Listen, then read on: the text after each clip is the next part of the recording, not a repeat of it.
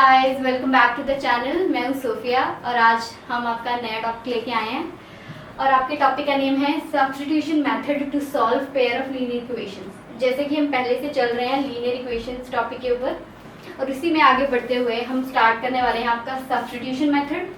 Substitution method को कैसे use करना है, कैसे आपको इस इक्वेशंस को दो सॉल्व करना है, उसको हम करते हैं सॉल्व। और चलिए स्टार्ट करते हैं कैसे करना है इसको। आपको जब भी लीनियर इक्वेशंस को सॉल्व करना है, पेयर ऑफ लीनियर इक्वेशंस को सॉल्व करना है सब्स्टिट्यूशन मेथड में, तो आपको 3 स्टेप्स फॉलो करने हैं। ठीक है, तो 3 स्टेप्स को हम स्टार्ट करते हैं। पहला आपका स्टेप 1।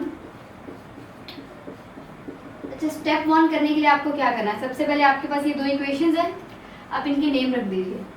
एक का नेम रख दिया इक्वेशन 1, एक का नेम रख दिया इक्वेशन 2। आपको इनमें से जो भी इक्वेशन ईजी लग रही है, ठीक है, उसको आप लिख लीजिए। भी मुझे ये इक्वेशन ईजी लग रही है तो मैं इसको लिख लेती हूँ, x + 2y = 3।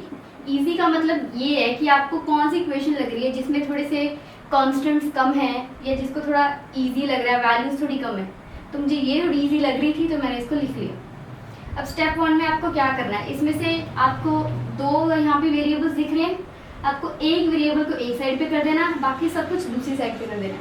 तो मुझे x को इस साइड पे रखना है और बाकी सबको मैं राइट साइड पे लेके जा रही हूँ। तो ये है मेरे पास 3 और ये वाले 2y को भी उधर लेके जा रही हूँ। जैसे कि ये प्लस का 2y है, उधर जाके ये माइनस का 2y हो जाए। तो यहाँ से मेरी x की वैल्यू आ गई है। ये मेरी प्योर कोई नंबर में वैल्यू नहीं आई है, ये मेरी इन टर्म्स ऑफ y की वैल्यू आई है, पर ये भी मुझे हेल्प करेगी आगे। तो मैं इसका नाम रख लेती हूँ इक्वेशन 3। अब क्या करना है, फर्स्ट स्टेप सिर्फ इतना है, इक्वेशन लेनी है और वहाँ से कोई एक वैल्यू निकाल लेनी है x या y की। अब आपके स्टेप 2 पे चलते हैं। अब आपके पास जो दूसरी इक्वेशन थी आप उसको लिख लीजिए। ये थी मेरे पास 7x - 15y = 2। अब आपको क्या करना है, आपने जो थर्ड इक्वेशन में x की वैल्यू निकाली है, आपको इस इक्वेशन में वहाँ पे x की वैल्यू सब्स्टिट्यूट कर देनी है। क्योंकि नेम ही इसका सब्स्टिट्यूशन मेथड है, तो यहाँ पे हम एक वैल्यू निकाल के दूसरी इक्वेशन में सब्स्टिट्यूट कर देंगे। तो यहाँ मैं लिखने वाली हूँ substitute x in this equation। तो ये मेरी इक्वेशन है 7 और x की जगह पे मैं पूरी वैल्यू लिखने वाली हूँ 3 - 2y ब्रैकेट बंद -15y = 2।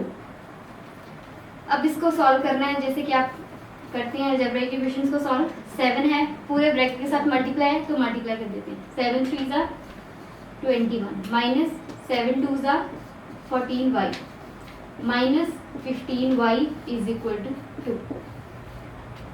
इतना आपने कर लिया। अब क्या करना है, अब आपके पास दिख रहा है, आपको सिर्फ आपके पास एक ही कांस्टेंट है y, बाकी ये वेरिएबल एक ही है y और कांस्टेंट है ये दोनों। आपने कांस्टेंट्स को और वेरिएबल को सेपरेट कर दूंगा। तो मैं y वाली टर्म्स यही रख देती हूँ, -14y को भी यही रख लेती हूँ, -15y को भी यही रख लेती हूँ, और ये 2 है और ये वाला 21 मैं उधर साइड पे ले जाती हूँ। अब क्योंकि ये 21 के आगे कोई साइन नहीं है, मतलब प्लस का 21 है, और जब ये इधर साइड चला जाएगा तो ये बन जाएगा माइनस का 21। तो अब ये माइनस माइनस क्या होते हैं, प्लस।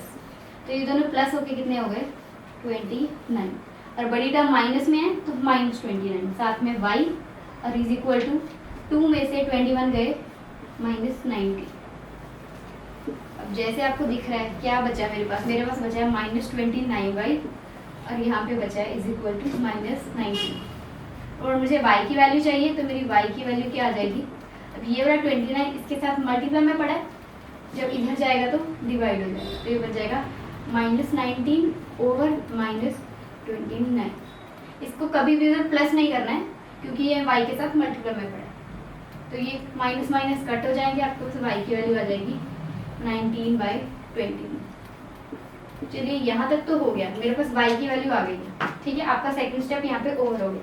अब थर्ड स्टेप में क्या करना है, हमें तो जब लीनियर इक्वेशंस को सॉल्व करना होता है, हमें तो x और y दोनों की वैल्यू चाहिए होती है।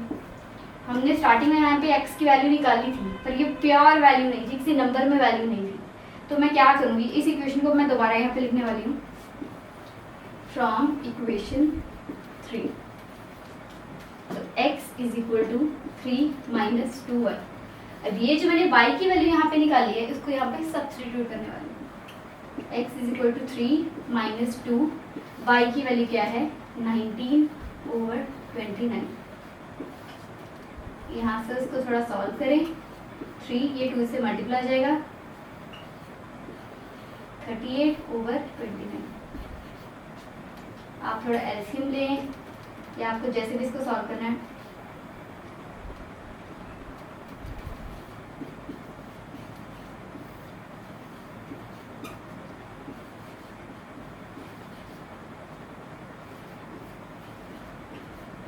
और इस तरह से मेरी x की वैल्यू भी आ गई है जो कि है 49/27। अब आपने देख लिया y की वैल्यू भी आ गई है आपके पास और आपके पास अब एक x की वैल्यू भी आ गई है, ठीक है। अब आप चेक कैसे करोगे कि आपका ये क्वेश्चन करेक्ट है कि नहीं। क्वेश्चन आपका डन हो गया, पूरा सॉल्व हो गया, आपको ये पेयर ऑफ लीनियर इक्वेशंस को सॉल्व करना था, आपने इक्वेशंस को सॉल्व कर लिए, 3 स्टेप्स फॉलो करके आपने y भी निकाल लिया, आपने x भी निकाल लिया। अब आप चेक कैसे करोगे कि आपका ये आंसर करेक्ट है कि नहीं, क्योंकि अगर एग्जाम बेस में ये बहुत इंपॉर्टेंट क्वेश्चन है तो आप उसको गलत करने के आगे रिस्क तो ले नहीं सकते। तो आपको क्या करना है, चेक कैसे करना है कि आपका आंसर करेक्ट है कि नहीं। अगर ये आंसर करेक्ट है तो ये आपकी इन दोनों इक्वेशंस को सेटिस्फाई करना चाहिए। सेटिस्फाई कैसे, जैसे आप कोई भी इक्वेशन ले लो, जैसे मैंने ये इक्वेशन ले ली x + 2y = 3। यहाँ पे मैं x की वैल्यू पुट करके देखती हूँ, x की वैल्यू कितनी आई थी मेरी 49/27 और यहाँ पे मैं y की वैल्यू पुट करके देखती हूँ, वो कितनी थी मेरी 19/29। मैं सिर्फ लेफ्ट साइड पे पुट कर रही हूँ वैल्यूज, ठीक है। तो थोड़ा सा सॉल्व कर लेते हैं।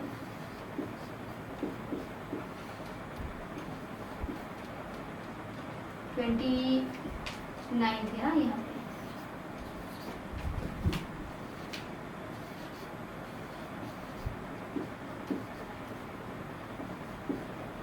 ये आ गया मेरा, इसको कट करूँगी तो मेरे पास इतनी वैल्यू आ गई, ठीक है। अब जैसे कि मैंने इसको सॉल्व करा 3 आया और एक्चुअल में भी मेरा आंसर 3 आना चाहिए। इसका मतलब क्या है, मैंने जो x और वैल्यू y की वैल्यू निकाली है वो मेरी बिल्कुल करेक्ट वैल्यू है, क्योंकि वो इस इक्वेशन को सेटिस्फाई करती है। आप चाहे इस इक्वेशन में पुट करके भी देख सकते हो, तब भी वो सेटिस्फाई कराएगी, ठीक है। आई होप कि आपको ये समझ में आया होगा, और अगर आपको कोई भी डाउट है उसको please let me know in the comment section, और अगले टॉपिक लिए आपको फिर से मिलते हैं। सी यू।